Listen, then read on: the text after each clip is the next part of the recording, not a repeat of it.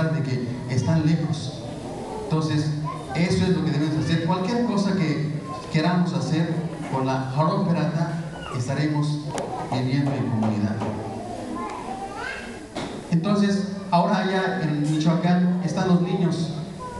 Ellos son los debemos de preparar para que sean abogados, licenciados, y nos defenda a los hijos de nuestros hijos, a nuestros quizá ya bisnietos o más adelante. Entonces, nosotros ya vamos de salida. El camino que debemos de hacer es para ellos, no para nosotros.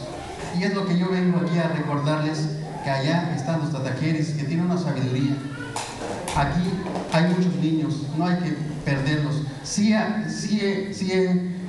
alegado mucho en diferentes foros, he dicho, nuestros hijos no nada más deben de aprender el purépecha, debe ser la primera lengua, luego el español y enseguida el inglés.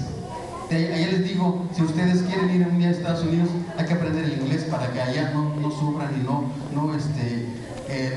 tengan ese problema de no poder comunicarse.